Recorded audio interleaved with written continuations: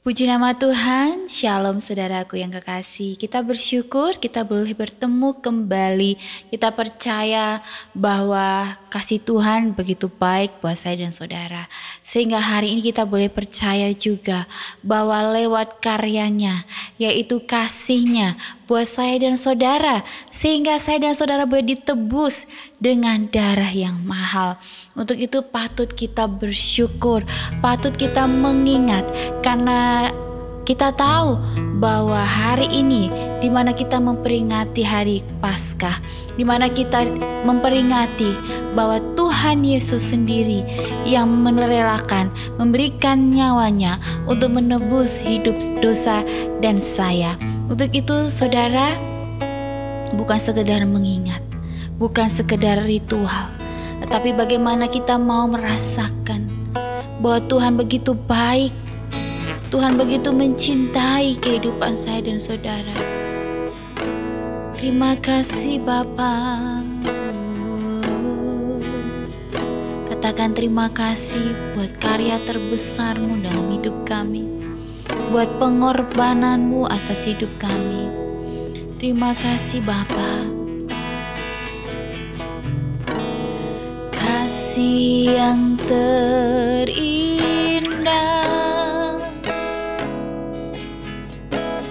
hati yang mulia,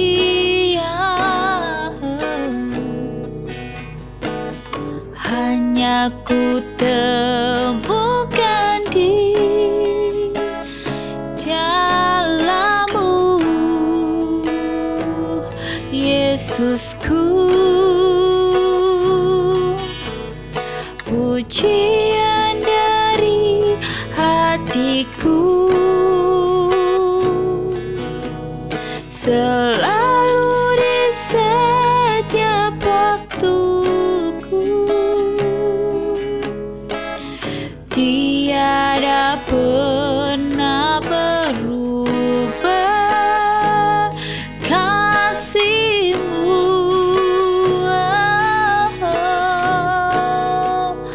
Karya terbesar dalam hidupku, pengorbanan-Mu yang selamatkanku. Engkaulah harta yang tak ternilai yang ku miliki dan ku hargai. Yesus, Engkau ku kagumi. Karya terbesar Tuhan, karya terbesar dalam hidupku, pengorbanan-Mu yang selamatkanku. Tuhan, Engkaulah harta yang tak ternilai yang ku miliki dan ku hargai. Oh, Yesus, Engkau ku kagumi. Katakan dengan segenap hatimu, oh karya terbesar, oh dalam hidupku, pengorbanan-Mu yang selamatkanku. Tuhan, Engkaulah harta yang tak ternilai yang ku miliki dan ku hargai. Yesus, Engkau ku kagumi. Yesus, Engkau ku kagumi. Oh, Engkau ku kagumi. Oh, ku kagumi.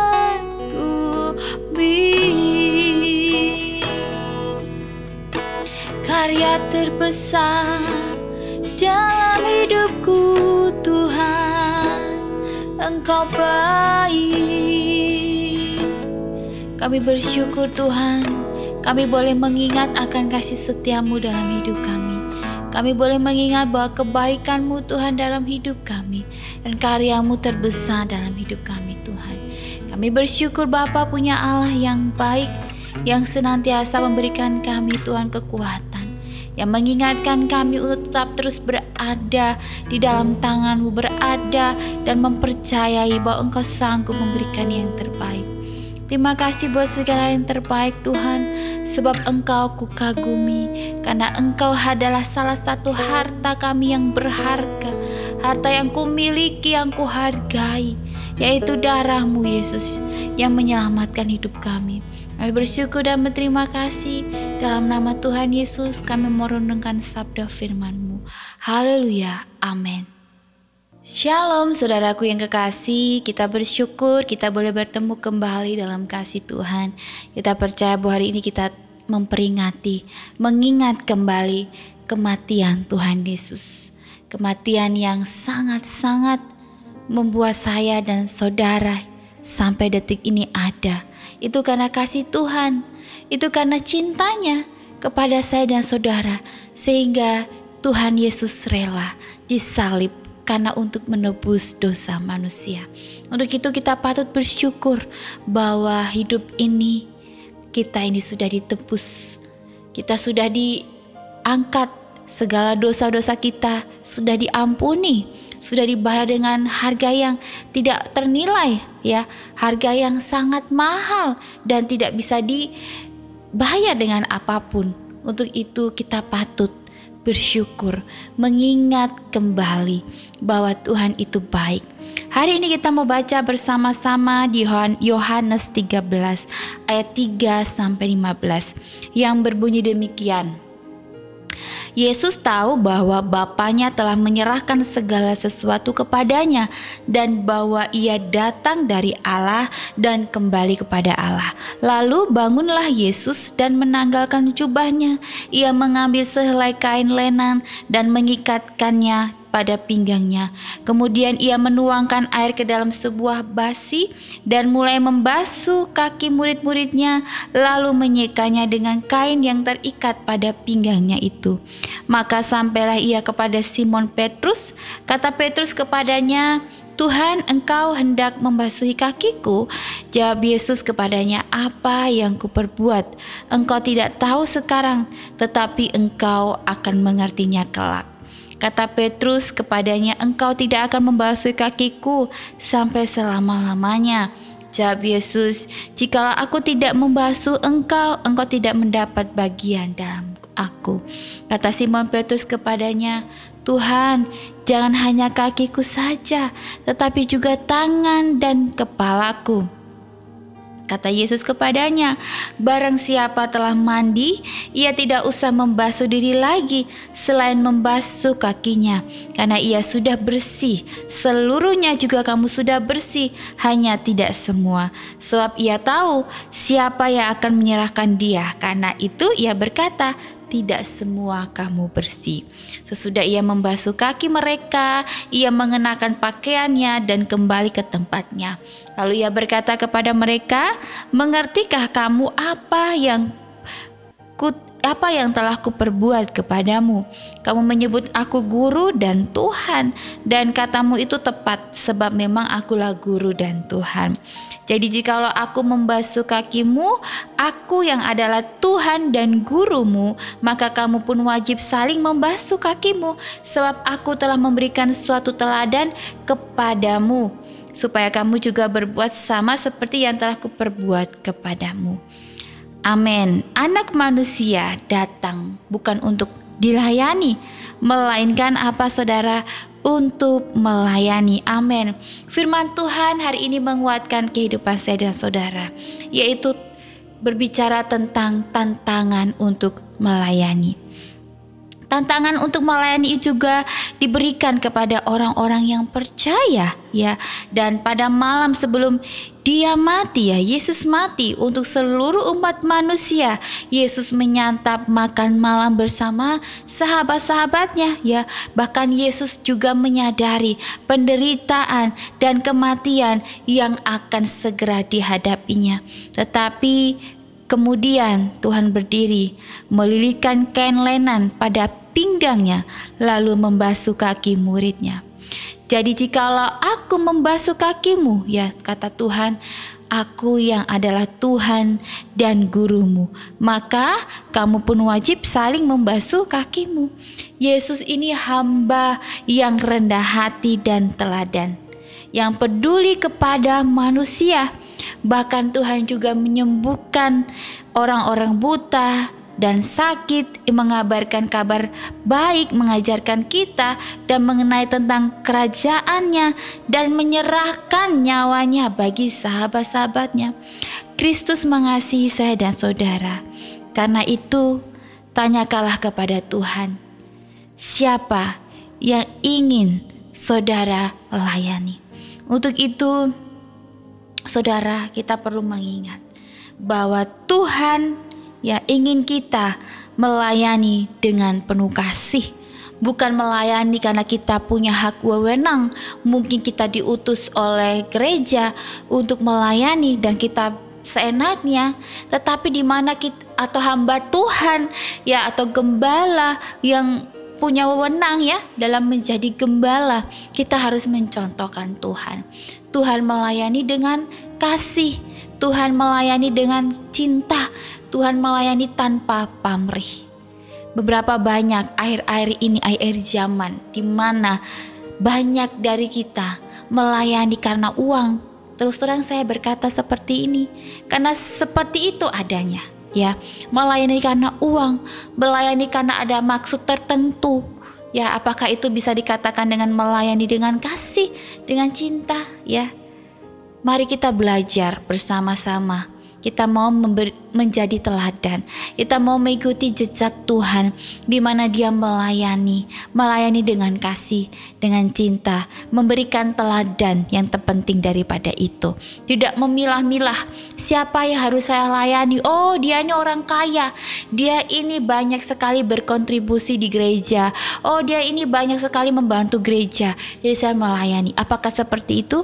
Oh, dia tuh nggak pernah ke gereja, dia nggak pernah kasih perpuluhan, dia nggak pernah kasih persembahan yang banyak, dia juga tidak berjasa kok di gereja ini, jadi tidak perlu.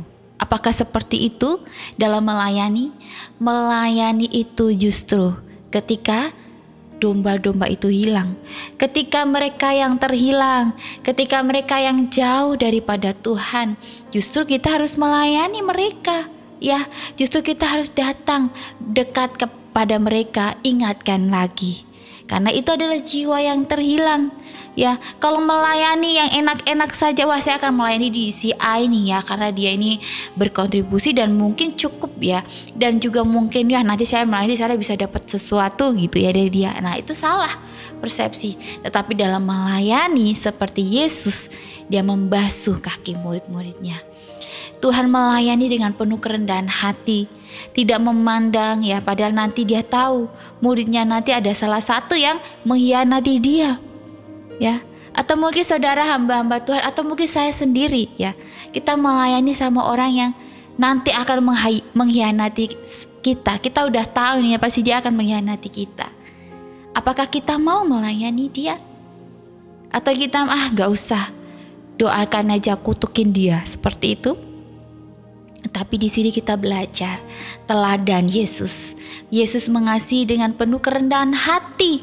Ya, untuk itu saudara yang sedang melayani Tuhan, fokus kita adalah untuk memuliakan nama Tuhan.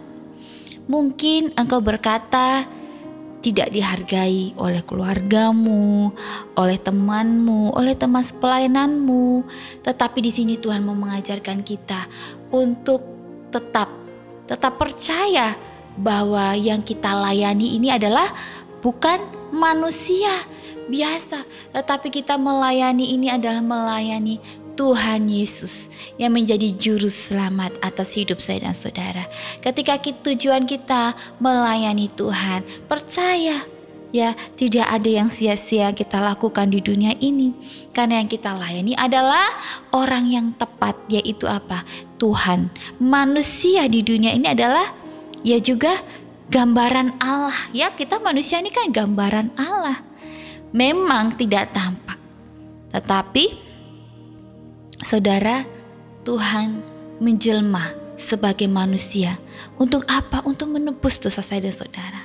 Saya ingat waktu saya pergi keluar makan, waktu itu saya bersama suami, kita habis pergi makan dan kita saya habis kerja terus dijemput ya sama suami, kita makan di satu tempat makan yang menurut saya biasa ya, karena saya memang suka menu makannya banyak, pilihannya juga banyak, dan memang makanan itu memang jadul gitu ya. Nah di situ saya tidak tahu ya apa yang Tuhan mau dalam hidup saya. Tapi ketika saya duduk sedang makan, sudah mau hampir selesai, ada bapak-bapak yang juga makan dan datang duduk bersama. Di situ beliau hanya memesan nasi dengan kuah soto. Sudah saya kaget tuh, kok cuma nasi kuah soto ya, kok nggak makan daging, telur, sayur gitu ya. Nasi kuah soto sama sambal. Ketika beliau makan ya, jadi beliau cuma hanya makan kerupuk, sambal, nasi, kuah soto. Hati di situ saya menangis. Dan saya merasakan bahwa jangan sampai ini juga Tuhan sendiri yang ingin menjelma ya. Dan di situ saya, apa mungkin juga beliau ini setiap hari makan di sini ya dengan memesan seperti itu ya, mungkin dengan uang pas-pasan juga ya. Di situ saya tidak mau untuk apa ya, sampai dia merasa mungkin malu. Tapi saya di situ diam-diam ya, saya memesankan makanan buat beliau untuk bisa bawa pulang. Setidaknya beliau sudah bisalah menikmati makanan yang enak ya, menurutku ya ada telur, ada ikan ya, beliau bisa bawa pulang. Itu saya melihat dari rautnya sukacita, bersyukur bahwa Tuhan itu selalu punya cara untuk menolong. Dari situ kita memberikan satu hal yang baik kepada orang, maka saya percaya bahwa mereka punya harapan untuk hidup. Untuk itu saudara, ketika kita melayani itu bukan di gereja saja untuk event, untuk performance ya, tetapi di mana kita melayani juga seperti itu. Dan ketika kita memberikan makan, tumpangan, itu kita sedang melayani. Dan saya bersyukur bahwa doktrin dalam hidup saya melayani itu adalah ketika saya menjadi teladan. Melayani itu bukan kita full dari pagi sampai malam di gereja ya, tetapi keluarga kita tidak terurus, anak kita tidak terurus, emosi kita jadi tidak stabil ya, terus kita lebih menyalahkan keadaan. Itu bukan melayani. Tetapi melayani adalah sama-sama berjalan antara gereja, antara rumah tangga, anak, lingkup ya. Kalau saudara bilang cinta Tuhan, tapi saudara punya keluarga yang tidak terurus, anak yang tidak terurus, itu bukan katakan cinta Tuhan dan melayani Tuhan ya. Karena Tuhan tidak mau juga saudara jadi batu sandungan buat keluarga saudara. Demi ya ini lagi ada event nih di gereja, saya harus full untuk gereja, keluarga saya nanti. Tidak bisa seperti itu.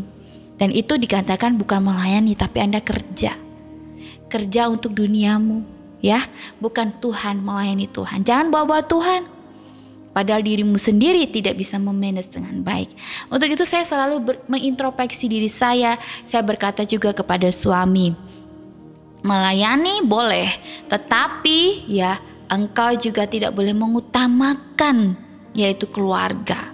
Keluarga itu harus kita juga layani. Melayani Tuhan bukan di gereja saja, tetapi melayani Tuhan ketika kita menjadi dampak di keluarga, di anak, di lingkup, di orang-orang di sekitar kita. Itu yang melayani, saudara. Ya, kita melayani di gereja, tapi di luar ketemu orang pura-pura nggak lihat. Ya, kita masih berbicara dengan menyakiti hati orang. Ya Tuhan izinkan orang-orang itu ada untuk menguji iman saya dan saudara. Tetapi jangan sampai itu jadi salah satu dari saudara ya. Melayani Tuhan tetapi mulutnya tidak dijaga, sikapnya tidak dijaga, itu hati-hati ya. Karena akan jadi batu sandungan. Ya, engkau akan tidak menjadi berkat. Ya, engkau tidak jadi berkat, tidak menjadi teladan. Untuk itu dalam hal melayani, saya tekankan di sini adalah memberi diri, ya seperti Tuhan ya, memberi diri rendah hati, mau melayani, bukan ingin dilayani ya, tetapi mau melayani ya, dan dia juga rela menebus dosa saya dan saudara. Untuk itu mari saya mengajak saudara untuk memahami bahwa orang yang melayani Tuhan dengan segenap hati, dengan penuh kasih, dengan tanpa pamrih, tidak memilah-milah ya, ini adalah orang-orang yang dipersiapkan Tuhan untuk menjadi alat bagi kemuliaannya. Mari kita berdoa. Bapa, kami bersyukur kami diingatkan kembali bahwa kami ingin melayani Engkau dengan sepenuh hati, bukan karena kami hebat Bapa, tetapi karena Engkau yang mampukan kami. Sungguh Bapa, kami tidak mampu. Kami bersyukur punya Engkau Allah yang baik yang memampukan kami. Sehingga detik ini Tuhan, kami belajar untuk memahami apa yang menjadi rencana-Mu. Kami belajar untuk mengerti segala rencana-Mu dalam hidup kami. Untuk itu ajari kami berharap hanya kepadamu. Bimbing kami Tuhan setiap jalan hidup kami. Terangi jalan hidup kami. Kami mau menjadi alat-Mu. Kami mau seturut dengan gambar-Mu. Kami bersyukur Tuhan atas semua yang terbaik yang kami percaya dan berserah hanya di dalam nama Tuhan Yesus. Darah Yesus tutup bungkus kami. Haleluya, amin. Puji nama Tuhan. Shalom.